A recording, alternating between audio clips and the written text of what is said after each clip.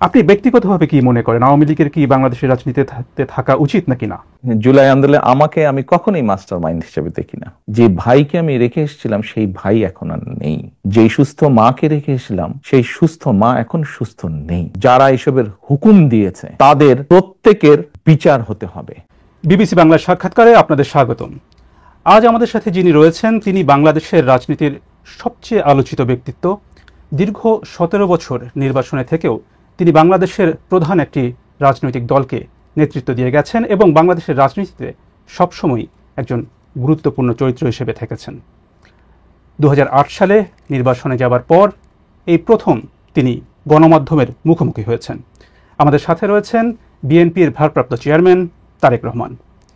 BBC বাংলার সাক্ষাৎকারে আপনাদের সাথে রয়েছি আমি মীর সাব্বির, আমার সাথে রয়েছেন সহকর্মী কাদির কল্লোল। তারেক রহমান, আপনাকে অনেক ধন্যবাদ বিবিসি বাংলার সাথে যোগ দেবার জন্য। আপনাদেরকে অনেক ধন্যবাদ আমাকে কথা বলার সুযোগ করে দেওয়ার জন্য। প্রথমে জানতে চাই আপনি কেমন আছেন, আপনার সময় কেমন যাচ্ছে? আলহামদুলিল্লাহ, আমি শারীরিকভাবে ভালো আছি। সময় তো স্বাভাবিকভাবে ব্যস্তই যাচ্ছে সময়। ফিজিক্যালি হয়তো আমি এই দেশে আছি, বাট মন মানসিকতা সবকিছু মিলিয়ে তো আমি গত 17 বছর ধরে বাংলাদেশেই রয়ে গিয়েছি। আমরা এমন একটা সময় আপনার সাথে কথা বলছি যখন বাংলাদেশ ইতিহাসে একটা গুরুত্বপূর্ণ সন্ধিক্ষণে দাঁড়িয়ে আছে বললে ভুল বলা হবে না। 2024 সালে একটা ঐতিহাসিক গণ অভ্যুত্থানের মধ্য দিয়ে আওয়ামী লীগ সরকারের 1.5 দশকের শাসনের অবসান হয়েছে। আর কয়েক মাসের মধ্যেই বাংলাদেশ একটি নির্বাচনের দিকে এগিয়ে যাচ্ছে। এর মধ্যে আপনি আপনার অনেক দলীয় অনুষ্ঠানে আপনি যোগ দিয়েছেন, কথা বলেছেন, নিয়মিতই কথা বলে যাচ্ছেন, কিন্তু গণমাধ্যমের সাথে আপনি এই দীর্ঘ সময় কথা বলেননি। এতদিন ধরে আপনি কথা বলেননি কেন? ব্যাপারটা বোধহয় এরকম না, ব্যাপারটা বোধহয় একটু ভিন্ন। আসলে আমি কথা ঠিকই বলেছি। আমি দীর্ঘ 17 বছর এখানে আছি এই দেশে প্রবাস জীবনে।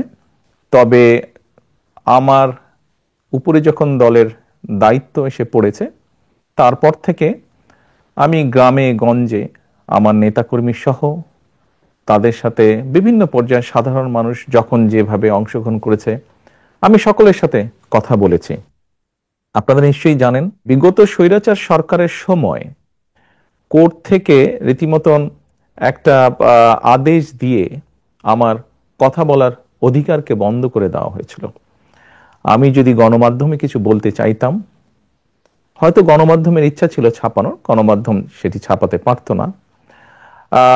আমি একবার প্রেস ক্লাবে কথা বলেছিলাম, তখন পরের দিন দেখলাম যে প্রেস ক্লাবে তখনকার যেই প্রেস ক্লাবের যারা সদস্য ছিলেন বা কমিটি ছিল তারা তাদের মিটিং ডেকে একটি সভা করে তারা সিদ্ধান্ত নেয় যে তারা তখন আমাকে আইনের দৃষ্টিতে ফেরারি বলা হয়েছিল, যে সেরকম কোনো ব্যক্তিকে তারা প্রেস ক্লাবে কথা বলতে দিবে না। এইভাবে তারা চেষ্টা করেছিল আমার কথা বন্ধ করে রাখতে। আমি কথা বলেছি সামাজিক মাধ্যম সহ বিভিন্ন পন্থায় আমি পৌঁছানোর চেষ্টা করেছি, আমি ইনশাল্লাহ পৌঁছিয়েছি মানুষের কাছে। কাজে গণমাধ্যমে যে কথা বলিনি তা না, আমি কথা বলেছি, হয়তো আপনারা তখন কথা নিতে পারেননি অথবা শুনতে পারেননি, ইচ্ছা থাকলেও ছাপাতে পারেননি, হয়তো প্রচার করতে পারেননি, কিন্তু আমি বলেছি, আমি থেমে থাকিনি।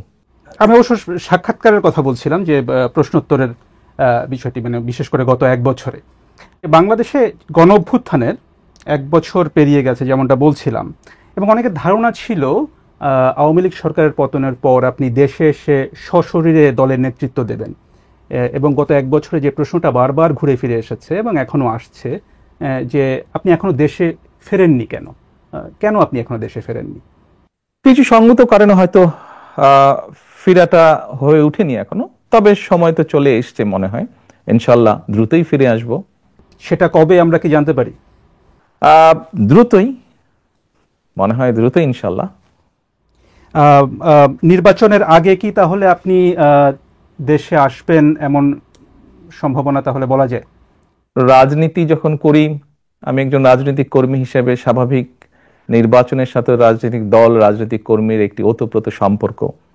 কাজেই যেখানে একটি প্রত্যাশিত জনগণের প্রত্যাশিত নির্বাচন হবে, সেই নির্বাচনের সময় কেমন করে দূরে থাকব? আমি তো, আমার সর্বোচ্চ চেষ্টা থাকবে, ইচ্ছা থাকবে, আগ্রহ থাকবে সেই প্রত্যাশিত নির্বাচন জনগণ চাইছে, সেই প্রত্যাশিত নির্বাচন যখন অনুষ্ঠিত হবে জনগণের সাথে, জনগণের মাঝেই থাকবো ইনশাল্লাহ। একটা বিষয় যেটা আপনার দল থেকে মাঝে দলের নেতাদের কেউ কেউ কখনো কখনো বলেছেন যে একটা নিরাপত্তার শঙ্কার কথা বলেছেন আপনি না আসার পেছনে, আপনি কি কোনো ধরনের শঙ্কা বোধ করেছেন এর মধ্যে? আহ বিভিন্ন রকম শঙ্কার কথা তো আমরা অনেক সময় বিভিন্ন ব্যক্তির কাছে তো শুনেছি, সরকারেরও বিভিন্ন ব্যক্তির কাছ থেকেও তো অনেক সময় অনেক শঙ্কার কথা আহ বিভিন্ন মাধ্যমে, বিভিন্ন মিডিয়াতে প্রকাশিত হয়েছে। জুলাই গণ অভ্যুত্থানের প্রসঙ্গে একটু আসি। জুলাই গণ অভ্যুত্থানে আপনার ভূমিকা নিয়ে অনেক আলোচনা আছে। এটি মোটামুটি সব পক্ষই স্বীকার করে যে সেই সময়ে আপনার একটা সক্রিয় ভূমিকা ছিল। আবার আপনার দলের কোনো কোনো নেতা বা সমর্থক তারা এই অভ্যুত্থানের আপনাকে একমাত্র মাস্টারমাইন্ড হিসেবে আখ্যা দিয়েছেন। আপনি কি নিজেকে এই আন্দোলনের মাস্টারমাইন্ড হিসেবে দেখেন? না, আমি অবশ্যই এই জুলাই আন্দোলনে আমি কখনোই মাস্টার মাইন্ড হিসেবে দেখি না। এই যে 5ই আগস্ট যেই আন্দোলন, জুলাই আন্দোলন বলে যেটি বিখ্যাত বা যেটি সকলের কাছে গৃহীত, এই আন্দোলনটি সফল হয়েছে জুলাই মাসে, কিন্তু এই আন্দোলনটি প্রেক্ষাপট শুরু হয়েছে কিন্তু বহু বছর আগে থেকে। এই আন্দোলনে বাংলাদেশের গণতান্ত্রিক রাজনৈতিক দলগুলোর নেতাকর্মীরা, সেটি বিএনপি হোক বা অন্য রাজনৈতিক দলগুলি হোক, যারা গণতান্ত্রিক রাজনৈতিক দল, প্রত্যেকটি রাজনৈতিক দল বিভিন্নভাবে অবদান রেখেছে, বিভিন্নভাবে তাদের নেতাকর্মীরা নির্যাতিত হয়েছে। আমি মনে করি জুলাই আগস্ট মাসে এসে জনগণ সকল গণতান্ত্রিক রাজনৈতিক দলের সাথে অংশগ্রহণ করেছে। শুধু কি রাজনৈতিক দলের নেতাকর্মীরাই সেদিন ছিল মাঠে? অবশ্যই নয়। আমরা দেখেছি সেদিন মাদ্রাসার ছাত্ররা তারা ছিলেন এই আন্দোলনের মাঠে। আমরা দেখেছি গৃহিণীরা পর্যন্ত রাস্তায় নেমে এসেছেন সন্তানের পেছনে। আমরা দেখেছি কৃষক, শ্রমিক, সিএনজি চালক, ছোট দোকান কর্মচারী বা দোকান মালিক থেকে আরম্ভ করে গার্মেন্টস কর্মী থেকে আরম্ভ করে তারা নেমে এসেছিলেন। আমরা দেখেছিলাম সামরিক বাহিনীর অবসরপ্রাপ্ত কর্মকর্তা কর্মচারীরা নেমে এসেছিলেন এই আন্দোলনে। এমন অনেক সাংবাদিক যারা স্বৈরাচারের অত্যাচারে নির্যাতিত হয়ে দেশ থেকে বাইরে চলে যেতে বাধ্য হয়েছিলেন, তারা সম্পৃক্ত হয়েছিলেন এই আন্দোলনে। কাজী কারো ভূমিকাকে আমরা ছোট করে দেখতে চাই না, খাটো করে দেখতে চাই না। আমি বিশ্বাস করি দৃঢ়ভাবে সমাজের দল মত নির্বিশেষে, শ্রেণী বিন্যাস নির্বিশেষে প্রত্যেকটি মানুষের অবদান আছে। এই আন্দোলন ছিল বাংলাদেশের জনগণের আন্দোলন, যারা গণতন্ত্রে বিশ্বাস করেন। এই আন্দোলনের মাস্টার মাইন্ড কোনো দল, কোনো ব্যক্তি নয়। এই আন্দোলনের মাস্টার মাইন্ড বাংলাদেশের গণতান্ত্রিকামী জনগণ। এ বিষয়ে যদি আপনার থেকে জানতে চাই যে হচ্ছে যে যখন আন্দোলনটা চলছিল তখন যে আন্দোলনে যে ছাত্র নেতৃত্ব ছিল তাদের সাথে আপনার কতটা যোগাযোগ ছিল? আপনার দলের সাথে তো নিশ্চয়ই যোগাযোগ ছিল, দলের নেতাকর্মীদের সাথে। অন্যদের সাথে আপনার কতটা যোগাযোগ ছিল? স্বাভাবিকভাবে আমি যেহেতু বাইরে থেকে কাজ করছি, আমাকে যোগাযোগটা অনলাইনের মাধ্যমে রাখতে হয়েছে। এবং সেই দিনগুলোতে আপনাদের নিশ্চয়ই মনে আছে যে টেলিফোন সিস্টেম বা অনলাইন সিস্টেমের কি অবস্থা করেছিল স্বৈরাচার। আপনি যোগাযোগের যেটি কথা বলেছেন, এই যোগাযোগটি প্রত্যক্ষ পরোক্ষ বিভিন্নভাবে আমাদেরকে করতে হয়েছে, বিভিন্ন মাধ্যমে করতে হয়েছে। যোগাযোগটা যে খুব স্মুথ সব সময় থেকেছে তা নয়, প্রত্যেকে সহযোগিতা করেছি আমরা। এই যে ছাত্র জনতার যে অভ্যুত্থান, সেটির পরে এটার কৃতিত্ব কার সেটা নিয়ে বিভিন্ন পক্ষ দাবি করেছে। তাতে কি আপনার মনে হয় যে এর ফলে বিভিন্ন পক্ষের যে সংকীর্ণ স্বার্থ পূরণের চেষ্টা সেটাই একটু বেশি প্রকট হয়েছে, এবং এখানে বিএনপির আসলে কোনো দায় আছে কিনা? দেখুন, ব্যাপারটা আমরা যদি একটু অন্যভাবে দেখি, বাংলাদেশের ইতিহাসে এখন পর্যন্ত এটি একটি অবিস্মরণীয় ঘটনা। এই আন্দোলন, মানুষের এই আত্মত্যাগ। সাধারণত কোনো রাজনৈতিক আন্দোলনে, স্বৈরাচারের বিরুদ্ধে আন্দোলনে শিশু হত্যা হয় না, শিশু শহীদ হয় না, শিশু মৃত্যুবরণ করে না। বাট আমরা দেখেছি এই আন্দোলনে, স্বৈরাচারের এই আন্দোলনে যতটুকু আমার মনে আছে, প্রায় 63 জন শিশু শহীদ হয়েছে, মারা গিয়েছে। আমি আগেই বলেছি, আপনার আগের প্রশ্নের উত্তরে বলেছি যে এই আন্দোলনের ক্রেডিট দল মত নির্বিশেষে বাংলাদেশের জনগণের, কোনো একটি রাজনৈতিক দলের নয়। অনেকে হয়তো অনেক কিছু বলে থাকতে পারেন, ডিমান্ড করতে পারেন, সেটি তাদের অবস্থান। আমি বা আমার দলের অবস্থান হচ্ছে, আন্দোলন হয়ে গিয়েছে, আন্দোলনের জনগণ সফলতা লাভ করেছেন। আন্দোলনে স্বাভাবিকভাবেই দুটো পক্ষ আছে। একটি পক্ষ হচ্ছে মানুষ শহীদ হয়েছে, 2000-এর মতন মানুষকে হত্যা করা হয়েছে আন্দোলনে। আবার আরেকটি পক্ষ হচ্ছে প্রায় 30,000-এর মতন মানুষ বিভিন্নভাবে ক্ষতিগ্রস্ত হয়েছেন, পঙ্গুত্ব বরণ করেছেন, অন্ধ হয়ে গিয়েছেন। আমার মনে হয় আমাদের উচিত হবে, এখন আমাদের সকলের উচিত হবে, রাষ্ট্র সহ, সরকার সহ, রাজনৈতিক দলগুলোর যার যতটুকু সম্ভব সেই পরিবারগুলোর পাশে গিয়ে দাঁড়ানো, যতটুকু সহযোগিতা তাদেরকে করা যায়, যতটুকু সম্ভব তাদের পাশে দাঁড়ানো, তাদের তাদের তাদের এই আত্মত্যাগের প্রতি সম্মান জানানো। আগামী কয়েক মাস পরে নির্বাচনের কথা রয়েছে। নির্বাচনে বিএনপির প্রস্তুতি এবং কৌশল নিয়ে আমরা কথা বলবো। তো এই বিষয়ে আপনাকে প্রথম প্রশ্নটি করছেন আমার সহকর্মী কাদির কল্লোল। নির্বাচন প্রসঙ্গে যদি আসি, অন্তর্বর্তী সরকারের শুরু থেকেই দেখা গেছে যে বিএনপির পক্ষ থেকে দ্রুত নির্বাচন দাবি করা হয়েছে। সরকার গড়িমসি করছে, এ ধরনের অভিযোগও বিএনপির নেতারা করে আসছেন। তো এখন দেখা যাচ্ছে যে অন্তর্বর্তী সরকারের প্রধান উপদেষ্টা অধ্যাপক মোহাম্মদ ইউনূস এবং নির্বাচন কমিশন তারা ফেব্রুয়ারিতে একটা নির্বাচনের সময় দিয়েছেন। তো ফেব্রুয়ারিতেই নির্বাচন হবে, আপনাদের আস্থা কতটা আসলে তাতে? বিএনপি প্রথম থেকেই বলে আসছিল যে যত দ্রুত নির্বাচনটি হবে তত দ্রুত দেশের মধ্যে একটি স্থিতিশীলতা আসবে। দেখুন, বাংলাদেশের মানুষ গত 17 বছর যাবৎ তাদের রাজনৈতিক অধিকার যেমন তাদের কাছ থেকে কেড়ে নেওয়া হয়েছিল, তাদেরকে তাদের অর্থনৈতিক সমৃদ্ধি থেকেও বঞ্চিত করা হয়েছিল, যার ফলশ্রুতিতে আমরা সমাজে অনেকগুলো পর্যায়ক্রমিকভাবে স্পিল ওভার ইফেক্ট বলতে যা বোঝায়, অনেকগুলো খারাপ লক্ষণ দেখেছি। বেকার সমস্যা বেড়েছে, দারিদ্রতা বেড়েছে, শিক্ষা ব্যবস্থা ধীরে ধীরে ধ্বংস হয়ে গিয়েছে, চিকিৎসা ব্যবস্থা ধীরে ধীরে ধ্বংস হয়ে গিয়েছে, কৃষি ব্যবস্থা ধীরে ধীরে ধ্বংস হয়েছে। আমরা সেজন্যই বলেছিলাম যে যত দ্রুত নির্বাচন হবে, যত দ্রুত দেশের মালিক যারা অর্থাৎ জনগণ, তাদের কাছে যখন সেই অধিকার ফিরিয়ে দেওয়া হবে, তারা যখন সিদ্ধান্ত নেবে, অর্থাৎ দেশের মালিক যখন সিদ্ধান্ত নেবে দেশ কারা কিভাবে পরিচালিত করবে, তত দ্রুত দেশে স্থিতিশীলতা ফিরে আসবে। কারণ প্রকৃতভাবে নির্বাচিত একটি সরকার অবশ্যই জনগণের যেই চাওয়া, অর্থাৎ জনগণ যেভাবে চায় সেই বিষয়গুলোকে তারা অ্যাড্রেস করবে। ইয়েস, একটি নির্বাচন হলেই যে সব রাতারাতি সব ঠিক হয়ে যাবে তা না। সমস্যাগুলোকে যখন আপনি অ্যাড্রেস করবেন, খুব স্বাভাবিকভাবেই ধীরে ধীরে সমস্যা কমতে শুরু করবে।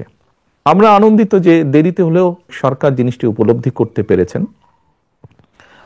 আমরা ডিসেম্বরের ভিতরে চেয়েছিলাম, ওনারা ফেব্রুয়ারির ভিতরে এখন নির্বাচনটি করতে চাইছেন। আমরা আস্থা রাখতে চাই যে সরকার সে ব্যাপারে সব রকম উদ্যোগ পর্যায়ক্রমিকভাবে গ্রহণ করবেন। এখন যেহেতু আপনারা বলছেন যে আপনারা আস্থা রাখতে চান, সেখানে নির্বাচন নিয়ে আপনার পরিকল্পনাটা কি? মানে এককভাবে বিএনপি নির্বাচন করবে, মানে দলগতভাবে, নাকি জোটবদ্ধভাবে আসন ভাগাভাগির মাধ্যমে নির্বাচন করবে? খুব ট্রিকি কোয়েশ্চেন একটু। দেখুন, আমরা প্রায় 64টি রাজনৈতিক দল বিগত স্বৈরাচারের সময় যার যার অবস্থান থেকে রাজপথে আন্দোলন গড়ে তোলার চেষ্টা করেছে। আমরা চেষ্টা করেছিলাম কম বেশি একসাথে কাজ করার জন্য। এমনকি আমরা যে 31 দফা দিয়েছি রাষ্ট্র পুনর্গঠনের, এটি ছিল প্রথমে 2016 সালে আমরা দিয়েছিলাম শুধু বিএনপির পক্ষ থেকে। পরবর্তীতে ভিশন 2030 ছিল যেটা, পরবর্তীতে এটিকে আমরা কিছুটা আরো একটু ডেভেলপ করি, আমরা 27 দফা দিয়েছিলাম। পরবর্তীতে আমরা আমাদের সাথে যে রাজনৈতিক দলগুলো আছে তাদের সাথে পরামর্শ করে সকলের মতামত নিয়ে আমরা 31 দফা দিয়েছি। কারণটি হচ্ছে যে দলগুলোকে আমরা পেয়েছি আমাদের সাথে রাজপথের আন্দোলনে, আমরা চাই সকলকে সাথে নিয়ে রাষ্ট্র পুনর্গঠন করতে, সকলের মতামতকে সাথে নিয়ে আমরা রাষ্ট্র পুনর্গঠন করতে চাই। সেখানে তাহলে মানে যারা আন্দোলন করেছে তারাই নাকি মানে মিত্র কারা হবে, আসলে কারা সাথে থাকবে আপনাদের নির্বাচনকে সামনে রেখে? ওই যে বললাম, কম বেশি সকলকে নিয়ে আমরা রাষ্ট্র গঠন করতে চাই।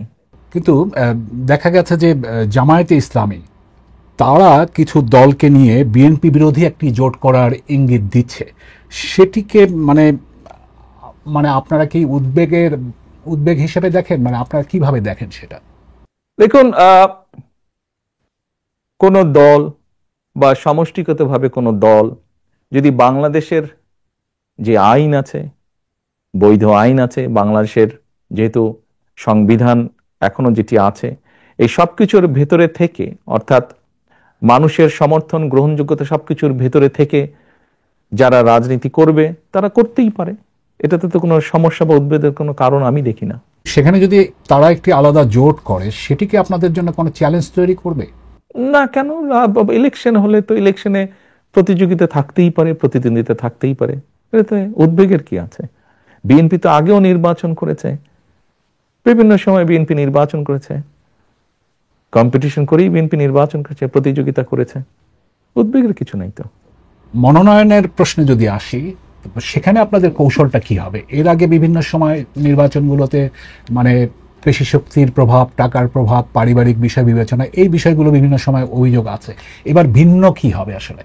আমরা কখনোই, আপনি যেই বিষয়গুলো বললেন, আমরা কখনোই এইসব বিবেচনায় নিয়ে কখনোই আমার দল নমিনেশন ব্যাপারে সিদ্ধান্ত নেয়নি। আমাদের নমিনেশনের ব্যাপারে সিদ্ধান্ত সবসময় কম বেশি যা ছিল বা ভবিষ্যতে আমরা যেটিকে মূল্যায়ন করব সেটি হচ্ছে, অবশ্যই কোন একটি পার্টিকুলার এলাকা থেকে আমরা আমাদের দলের এমন একজন ব্যক্তিকেই নমিনেশন দিতে চাইব যে ওই এলাকার সমস্যা সম্পর্কে সচেতন আছে, যার সাথে ওই এলাকার মানুষের সম্পৃক্ততা আছে, উঠা বসা আছে, যে ওই এলাকার মানুষের সমস্যার সমাধান করতে সক্ষম, যে ওই এলাকার বিভিন্ন শ্রেণীর মানুষ, তরুণ, নারী, মুরব্বী সহ ছাত্র ছাত্রী, সবার সাথে যার একটা কমিউনিকেশন আছে, এই ধরনের মানুষকেই আমরা প্রায়োরিটি দিব, খুবই স্বাভাবিক।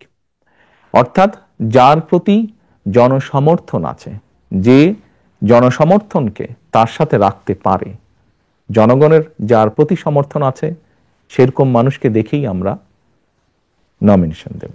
সেখানে তৃণমূলের মতামত কতটা প্রাধান্য পাবে? অভিযোগ যে তৃণমূলের মতামত প্রাধান্য কম পায়। না, ব্যাপারটা এরকম না। দেখুন, গণতন্ত্রে স্বাভাবিক যেখানেই গণতন্ত্র আছে সেখানে মতামত থাকতেই পারে, বিভিন্ন রকম মতামত, অভিযোগ। হয়তো এক জায়গায় 50 জন আছে, 50 জনের মধ্যে 30 জন একটি কথা বলছে, 15 জন একটি কথা বলছে, বাকি সংখ্যক ব্যক্তি আরেকটি কথা বলছে। তাহলে আপনি কি বলবেন যে মতামত না হচ্ছে? না, না, স্বাভাবিকভাবেই যেখানে আমরা মেজরিটির যেটা মতামত পাবো এলাকার মানুষের কম বেশি, আমরা তো আমাদের মতন করে খোঁজ করছি, সেটি তৃণমূলই হোক বা সেটি সাধারণ মানুষের হোক। এখানে একটি বিষয় উল্লেখযোগ্য, আমরা কিন্তু দলের নেতৃত্ব নির্বাচন করছি না, আমরা নির্বাচন করছি এমন একজন ব্যক্তিকে যে শুধু দলেরই সমর্থন নয়, বরং দলমত নির্বিশেষে ওই এলাকার অধিকাংশ মানুষের সমর্থন যার প্রতি আছে, আমরা এরকম একজন মানুষকে বের করে আনতে চাইছি, এরকম একজন মানুষকে আমাদের দলের মনোনয়ন দিতে চাইছি। শুধু দল দিয়ে তো নির্বাচন হবে না, নির্বাচনে তো সাধারণ মানুষের অংশগ্রহণ থাকে, বিভিন্ন মানুষের অংশগ্রহণ থাকে। কাজেই যার সমর্থন আমরা খুঁজে বের করার চেষ্টা করছি, যার প্রতি বিভিন্ন শ্রেণী পেশার মানুষের সমর্থন আছে, শুধুমাত্র দলীয় সমর্থন নয়, এরকম মানুষ। নির্বাচন প্রসঙ্গে আপনার কাছে জানতে চাই যে আগামী নির্বাচনে আপনার ভূমিকা কি হবে? আপনি কি সরাসরি নির্বাচন করছেন? আপনাকে কি আমরা প্রধানমন্ত্রী পদের প্রত্যাশী হিসেবে দেখতে পাবো নির্বাচনে? আমার মনে হয় আপনি প্রথম দিকে বোধহয় একটা প্রশ্ন করেছেন, আমি ওখানে বলেছিলাম যে স্বাভাবিক আমি একজন রাজনৈতিক দলের সদস্য, একজন রাজনৈতিক কর্মী। আমি নির্বাচনের সাথে তো রাজনৈতিক দল এবং রাজনৈতিক কর্মীর ওতপ্রোত সম্পর্ক, কাজেই নির্বাচন যেখানে একটি মানে জনগণের সম্পৃক্ত এরকম একটি নির্বাচন হবে, সেখানে তো অবশ্যই আমি নিজেকে দূরে থাকতে পারবো না, আমাকে আসতেই হবে। স্বাভাবিকভাবেই মাঠেই ইনশাল্লাহ থাকবো আমি। আপনার প্রশ্নের পরের যে অংশটি ছিল, দেখুন, আমি মনে করি এটির সিদ্ধান্ত বাংলাদেশের জনগণের। এটি তো আমার সিদ্ধান্ত না, এটি সিদ্ধান্ত নেবে বাংলাদেশের জনগণ। কিন্তু আপনি নির্বাচনে অংশ নেবেন কিনা সেই সিদ্ধান্ত তো আপনাকে নিতে হবে। না না, সেটি তো নিব, কেন নিব না, অবশ্যই নিব। আপনি নির্বাচনে অংশ নিচ্ছেন তাহলে? জি, ইনশাল্লাহ।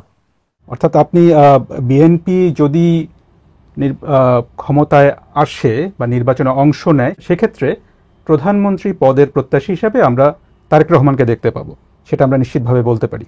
এটির সিদ্ধান্ত তো বাংলাদেশের জনগণের, বিএনপির পক্ষ থেকে। সেক্ষেত্রে তো এটি দল সিদ্ধান্ত নেবে, দল কিভাবে করবে এটি তো দলের সিদ্ধান্ত।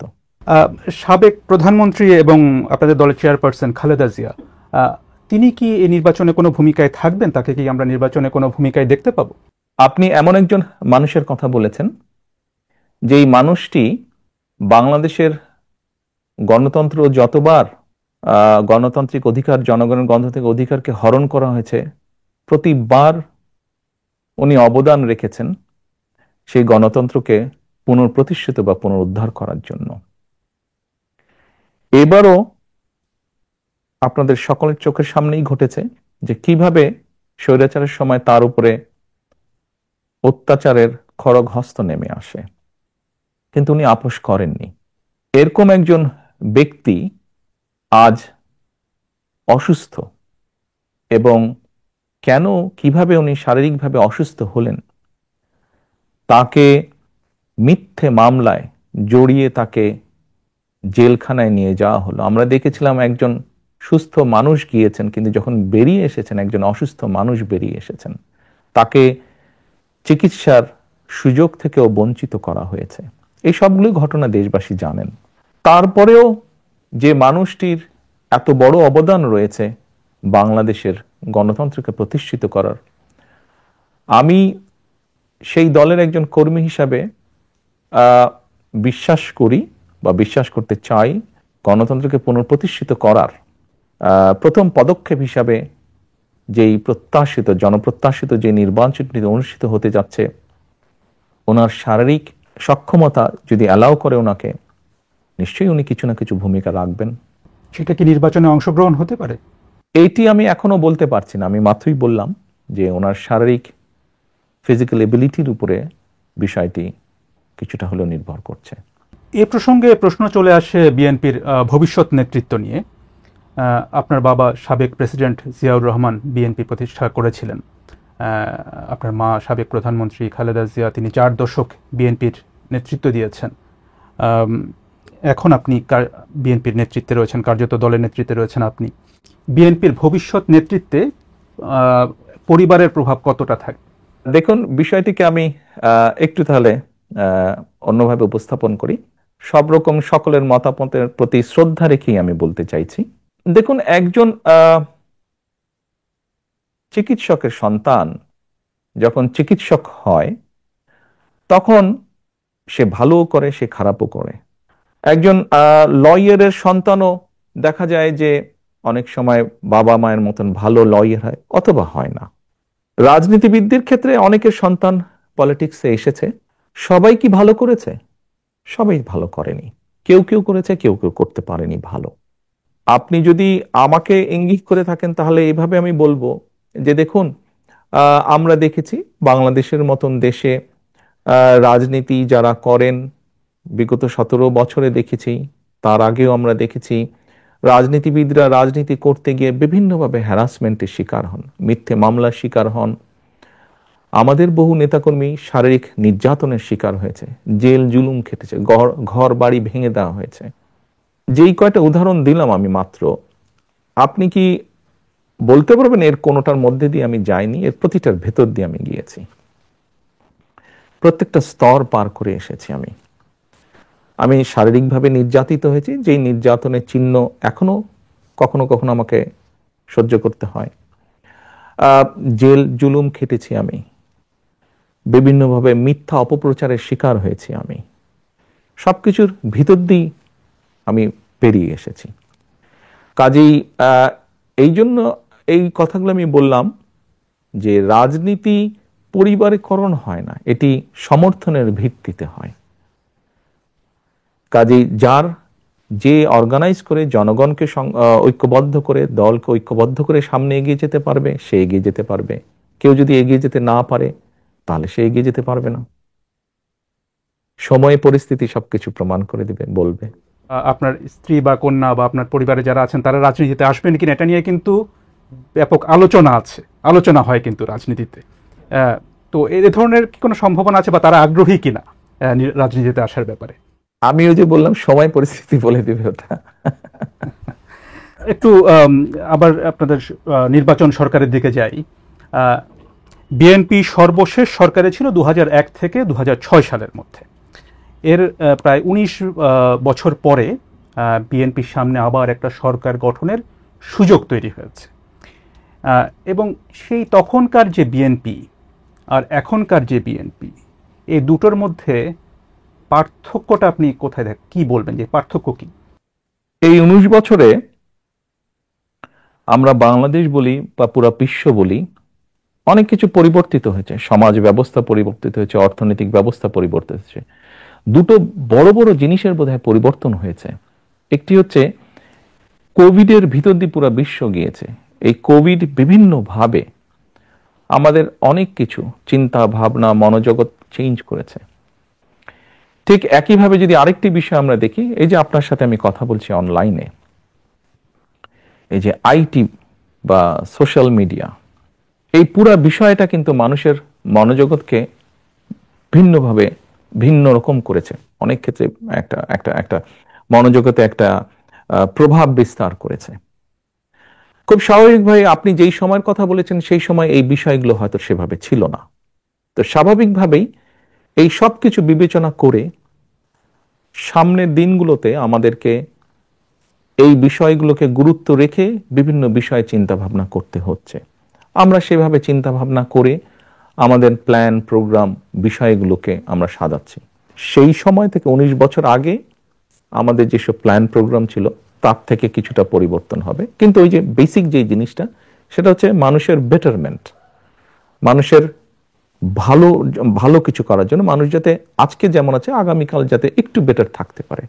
কিভাবে সেটা করা যেতে পারে, কে কোন শ্রেণী কিভাবে একটু বেটার থাকতে পারে, সেটাই থাকবে আমাদের সবচেয়ে প্রায়োরিটি ইস্যু। বিগত যখন বিএনপি সরকারে ছিল তখন অনেক বিষয় নিয়ে আলোচনা সমালোচনা ছিল, তার মধ্যে একটা বড় বিষয় ছিল দুর্নীতির অভিযোগ। সরকারে যারা ছিলেন তাদের অনেকের বিরুদ্ধে, বা সেই সময় যেভাবে দুর্নীতি হচ্ছিল বিভিন্ন জায়গায়, আপনার নিশ্চয়ই মনে আছে যে দুর্নীতির সূচকে বাংলাদেশের অবস্থান নিয়ে তখন অনেক সমালোচনা হয়েছিল। এ ধরনের পরিস্থিতি যে আর হবে না, এই বিষয়ে আপনি ভোটারদেরকে কিভাবে আশ্বস্ত করবেন? দেখুন, আপনি যে কথাটি বললেন দুর্নীতিতে চ্যাম্পিয়ন, 96 সাল থেকে 2001 পর্যন্ত আওয়ামী লীগ সরকার ছিল সেই সময়। আমরা 2001-এর 1 অক্টোবরে সরকার গঠন করি। 10ই অক্টোবরে, 1 অক্টোবর নির্বাচন হয়েছিল, খুব সম্ভবত 10ই অক্টোবরে সরকার গঠন করি। এর বোধহয় কিছুদিন পরে একটি সূচক বের হলো টিআইবির, যে মানে 2-3 মাস পরে বোধহয় একটি সূচক বের হলো, যে এরকম একটি সূচক বের হলো। নিশ্চয়ই মাত্র নির্বাচিত একটি সরকারের পক্ষে তো ভালো মন্দ কোনো কিছুই 3 মাসে করা সম্ভব নয়। খুব স্বাভাবিকভাবেই যে সূচকটি হয়েছিল সেটি তার আগে, আমাদের আগে যে সরকারটি ছিল তারা যে 5 বছর যা করেছে তার উপর ভিত্তি করেই সেই সূচকটি তারা তৈরি করেছে। আপনি যদি 2001 থেকে 2006 অর্থাৎ বিএনপি সরকার গঠন করার পরে বিএনপি তত্ত্বাবধায়ক সরকারের কাছে যখন হ্যান্ডওভার করে দিল, আপনি যদি সেই সংস্থা টিআইবি নামক সেই সংস্থাটার রিপোর্টই যদি আপনি দেখেন, তাহলে দেখবেন পর্যায়ক্রমিকভাবে, কিন্তু এটি আমার কথা না, এটি তাদের পরিসংখ্যানের কথা, পর্যায়ক্রমিকভাবে কিন্তু নেমে এসেছে। হ্যাঁ, আমি অ্যাডমিট করছি পুরাপুরি হয়তো আমরা করতে পারিনি, বাস্তবতা তো বুঝতে হবে, এটি একটি সামাজিক ব্যাধিতে পরিণত হয়েছে। কাজেই এইটি মানুষকে বুঝিয়ে বুঝিয়ে বুঝিয়ে বুঝিয়ে আস্তে আস্তে করতে হবে, জিনিসটি সময় লাগবে। আমি এখন যত কথাই বলি না কেন, বাস্তবতা হচ্ছে এই বিষয়টির যেহেতু সময় লাগবে, আমাদেরকে কাজ দিয়ে প্রমাণ করতে হবে। সেজন্যই আমি ভোটারদেরকে এতটুকু বলতে পারবো, আমরা যদি সুযোগ পাই, জনগণ যদি আমাদেরকে সেই সুযোগ দেন, তাহলে আমাদের সর্বোচ্চ চেষ্টা থাকবে আমরা যাতে একটি এমন অবস্থা তৈরি করতে পারি যেখানে কিছুটা হলেও আমরা বহির্বিশ্বে, বিশ্বের অন্য দেশের সামনে কিছুটা হলেও যাতে সম্মানের সাথে মাথা উঁচু করে কথা বলতে পারি। এ প্রসঙ্গে এই 5ই আগস্টের পরে যে বিএনপির অনেক নেতাকর্মীর বিরুদ্ধে এরই মধ্যে চাঁদাবাজি বা দখলের মতো নানা অভিযোগ এসেছে, আপনি জানেন, এবং আপনাদের দল থেকে অনেকে বহিষ্কার করা হয়েছে, এটা ঠিক। আবার একই সাথে এটা ঠিক যে এই অভিযোগগুলো কিন্তু বারবার আসছে, তো এটা থামানো যাচ্ছে না কেন? আপনার প্রতি সম্মান রেখে আপনার সাথে এগ্রিও যেমন করব, আবার এখানে অন্য একটি বিষয় আমি তুলে ধরতে চাইব। এর মধ্যে নিশ্চয়ই আপনারা বিভিন্ন সংবাদ মাধ্যমে দেখেছেন যে আমরা প্রায় 7,000-এর মতন আমাদের নেতাকর্মীর বিরুদ্ধে আমরা কিছু সাংগঠনিক ব্যবস্থা গ্রহণ করেছি। কিন্তু এই 7,000-এর সবাই কিন্তু আপনি যে অভিযোগ করলেন এই অভিযোগের সাথে জড়িত নয়। অন্য 7,000-এর মধ্যে এমন অনেক বিষয় আছে যারা অন্য সাংগঠনিক বিষয়ের সাথে জড়িত। এটি গেল একটি বিষয়। দ্বিতীয় বিষয়টি হচ্ছে, আমাদের কাছে এরকম যখন অনেক অভিযোগ এসেছে, আমরা অভিযোগগুলো তদন্ত করেছি। তদন্ত করার পরে আমরা বেশ কিছু বিষয় পেয়েছি। যেমন আমি দু একটি উদাহরণ দিয়ে আপনাকে বলি। যেমন ধরেন, দুই ভাই, কোন একটি এলাকায় দুই ভাই আছে, দুই ভাইয়ের মধ্যে পারিবারিক সম্পত্তি, সহায় সম্পত্তি নিয়ে একটি সমস্যা আছে। এক ভাই বিগত যে স্বৈরাচার, পলাতক স্বৈরাচার, তাদের কারোর সাথে এক ভাইয়ের খুব ভালো সম্পর্ক। তার ফলে সে সেই স্বৈরাচারের যে দোসর, যার সাথে এই এক ভাইয়ের সম্পর্ক, সে তার ইনফ্লুয়েন্সটি ব্যবহার করে অন্য ভাইয়ের সম্পত্তিও জোর করে দখল করে রেখেছে। এখন 5 তারিখের পরে যে ভাই স্বৈরাচারের দোসরকে ব্যবহার করেছিল, সেই দোসরও তো পালিয়ে গিয়েছে।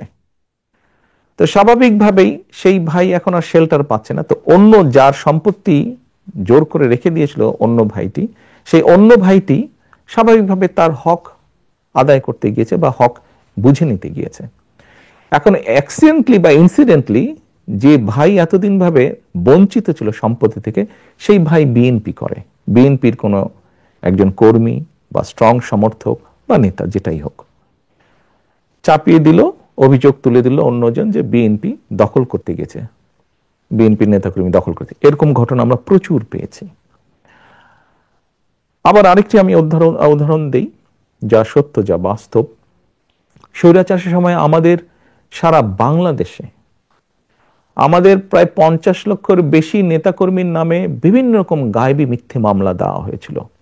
আমাদের বহু নেতাকর্মী তাদের ঘর বাড়িতে থাকতে পারত না, তাদেরকে বিভিন্নভাবে পালিয়ে থাকতে হতো, বিভিন্নভাবে সরে থাকতে হতো।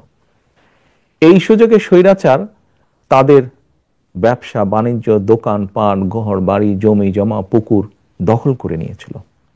5 তারিখে যখন স্বৈরাচার পলাতক হয়ে গিয়েছে, পালিয়ে গিয়েছে, তখন স্বৈরাচারের যারা দখল করেছে তারাও সাথে সাথে পালিয়ে গিয়েছে। স্বাভাবিকভাবেই আমাদের নেতাকর্মীরা তাদের নিজেদের যেগুলি বৈধ সম্পত্তি, পৈতৃক সম্পত্তি, সেগুলো আবার ফিরে পেতে গিয়েছে। তখন আবার কিছু সংখ্যক লোক প্রচার করেছে যে বিএনপির লোকজন দখল করতে গিয়েছে। এরকম ঘটনা প্রচুর ঘটেছে।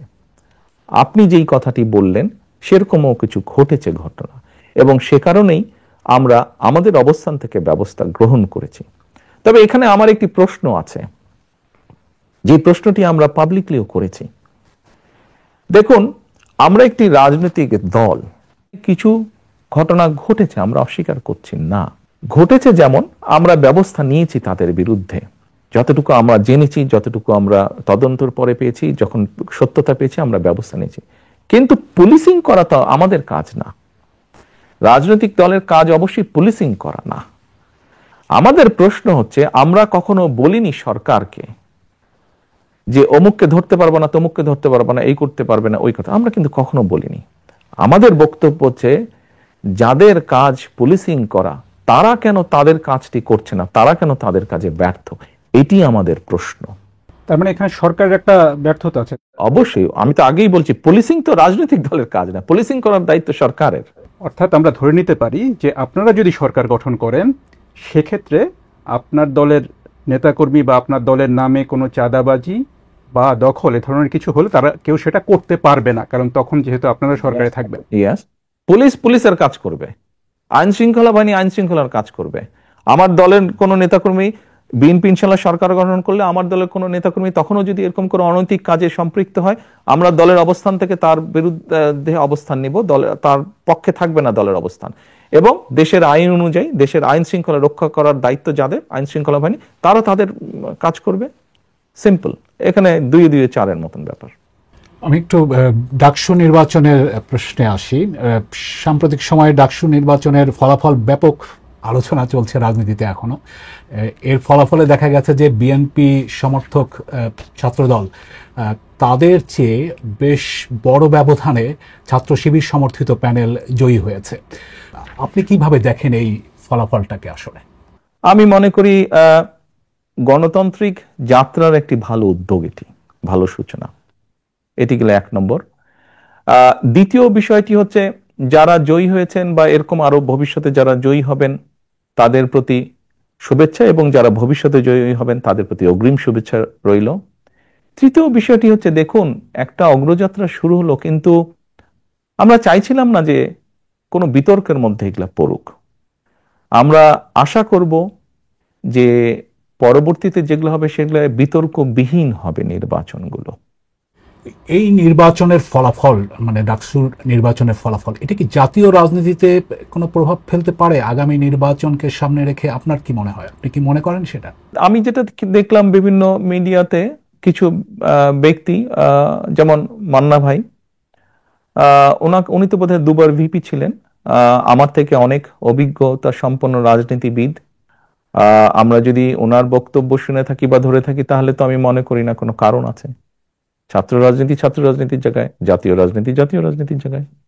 এখন যে সক্রিয় দলগুলো আছে তাদের মধ্যে জামায়াত ইসলামীর প্রশ্নে যদি একটু আসি, যে জামায়াত ইসলামীকে ঘিরে বিএনপির নেতাদের অনেক সমালোচনা করতে দেখা যাচ্ছে গত সাম্প্রতিক সময়ে। তো জামায়াত ইসলামী সম্পর্কে আপনার মনোভাবটা কি আসলে?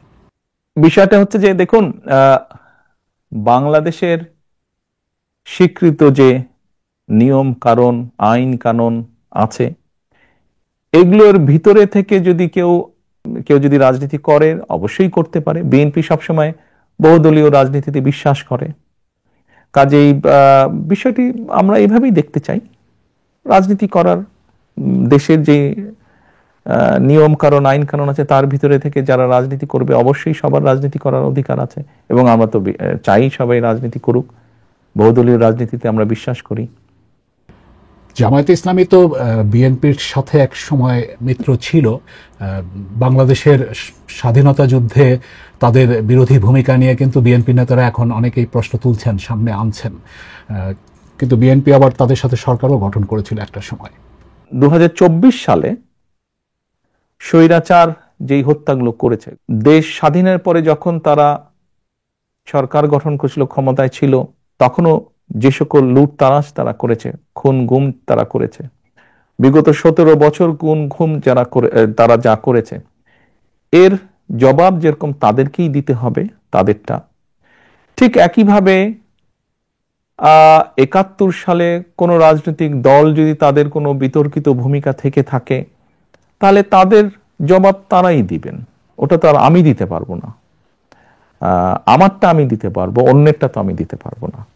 আপনি জুলাইয়ের সময়ের কথা বলছিলেন, সেই সময়ের হত্যাকাণ্ডের কথা বলছেন। সেই জুলাই গণঅভ্যুত্থানে ক্ষমতাচ্যুত আওয়ামী লীগ, তাদের ব্যাপারে আপনাদের বা বিএনপির অবস্থানটা কি আসলে? দেখুন, আমি 17 বছর যাবৎ প্রবাস জীবনে আছি।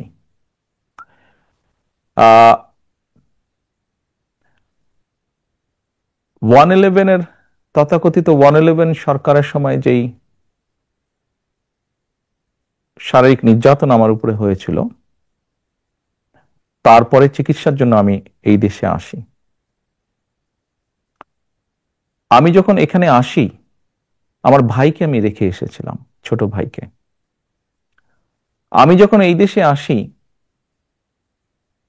আমার সুস্থ মাকে আমি রেখে এসেছিলাম। একটি ঘর রেখে এসেছিলাম, যেই ঘরে আমি এবং আমার ছোট ভাই বড় হয়েছি, যেই ঘরে আমার বাবার স্মৃতি ছিল, যেই ঘরে আমাদের দুই ভাইয়ের সন্তানরা জন্মগ্রহণ করেছিল, যেই ঘরে আমার মায়ের বহু স্মৃতি ছিল, সেই স্মৃতিগুলোকে ভেঙে চুরে ধুলায় মিশিয়ে দেওয়া হয়েছে। যে ভাইকে আমি রেখে এসেছিলাম সেই ভাই এখন আর নেই। যেই সুস্থ মাকে রেখে এসেছিলাম সেই সুস্থ মা এখন সুস্থ নেই। শুধু অসুস্থই নন, ওনার উপরে মানসিক এবং শারীরিক নির্যাতনও করা হয়েছে।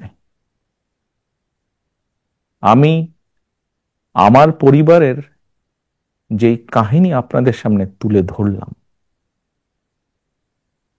এটিকে আপনারা কাহিনী বলুন বা সংগ্রাম বলুন, যেটাই বলুন না কেন, এটি শুধু আমার কাহিনী না বা আমার পরিবারের কাহিনী না। এরকম কাহিনী বাংলাদেশের শত না হাজার হাজার পরিবারের, বা যেই পরিবারের বাবা, যেই পরিবারের ভাই, যে পরিবারের স্বামী, তার ঘর বাড়ি ধ্বংস করে দেওয়া হয়েছে, হ্যান্ডকাফ পরা অবস্থায় হাসপাতালের বারান্দায় মারা গিয়েছে, তা না হলে হ্যান্ডকাফ পরা অবস্থায় জেলের ভিতরে মারা গিয়েছে, সহায় সম্পত্তি ধ্বংস করে দেওয়া হয়েছে। এই সকল অন্যায়, এই সকল হত্যা, এই সকল নির্যাতনের জন্য যারা দায়ী, যারা এসবের হুকুম দিয়েছে, তাদের প্রত্যেকের বিচার হতে হবে। এটি প্রতিশোধের কোনো বিষয় নয়, এটি ন্যায়ের কথা, এটি আইনের কথা। অন্যায় হলে তার বিচার হতে হয়। কার সম্পর্কে কি মনোভাব সেটি গুরুত্বপূর্ণ নয়। এখানে একটা বিষয় আলোচনায় এসছে যে যারা অপরাধী তাদের বিচার হবে, কিন্তু দল হিসেবে আওয়ামী লীগ তাদের রাজনীতিতে অংশগ্রহণ করতে পারা না পারার প্রশ্ন। বিএনপিরও অনেক নেতা অনেক সময় বলেছেন যে কোনো রাজনৈতিক দলকে নিষিদ্ধ করার পক্ষে তারা নন। তো এখন নির্বাচনও সামনে আসছে, ফলে আওয়ামী লীগ রাজনীতি করতে পারবে কি পারবে না সেই ধরনের একটা প্রশ্ন আসে। তো সেই জায়গাটাতে বিএনপির কি অবস্থানটা হতে পারে? দল হিসাবে তারা যদি অন্যায় করে থাকে তাহলে দেশের আইন অনুযায়ী তার বিচার হবে, দেশের আইন সিদ্ধান্ত নেবে। তার মানে এটা আদালতের বিষয় বলে মনে করছেন? দল হিসাবে যদি অন্যায় হয়ে থাকে তাহলে তাই হবে। সোজা কথায় অন্যায়কারীর বিচার হতে হবে, তো সেটি ব্যক্তি হোক সেটি দলই হোক। যারা জুলুম করেছে তাদের তো বিচার হতে হবে, সেটি ব্যক্তিও হতে পারে, সেটি দলও হতে পারে। আপনি ব্যক্তিগতভাবে কি মনে করেন, আওয়ামী লীগের কি বাংলাদেশের রাজনীতিতে থাকা উচিত নাকি না? আমার মনে হয় আপনার কোনো কোনো প্রশ্নের উত্তরে আমি মনে হয় বলেছিলাম যে আমরা রাজনীতি করি জনগণের জন্য। আমরা বিভিন্ন সময় আমরা বিশ্বাস করি এবং বিভিন্ন সময় আমরা বলিও, আমরা বিএনপি আমরা যারা করি আমরা বলিও যে আমাদের রাজনৈতিক সমকল ক্ষমতার উৎস জনগণ। আমি দৃঢ়ভাবে বিশ্বাস করি এবং বিশ্বাস করতে চাই যে দলের ব্যক্তিরা বা যে দল মানুষ হত্যা করে, মানুষ গুম করে, মানুষ খুন করে, দেশের মানুষের অর্থ সম্পদ লুটপাট করে বিদেশে পাচার করে, জনগণ তাদেরকে সমর্থন করতে পারে বলে আমি মনে করি না। জনগণ যদি সমর্থন না করে কোনো রাজনৈতিক দল বা রাজনৈতিক সংগঠনকে, তাদের টিকে থাকার তো কোনো কারণ আমি দেখি না। যেহেতু জনগণের শক্তিতে আমরা বিশ্বাস করি, জনগণের সিদ্ধান্তে আমরা বিশ্বাস করি, জনগণের সিদ্ধান্তের উপরে আমরা আস্থা রাখতে চাই, এই বিষয়ের সবচেয়ে বড় বিচারক আমি মনে করি জনগণ।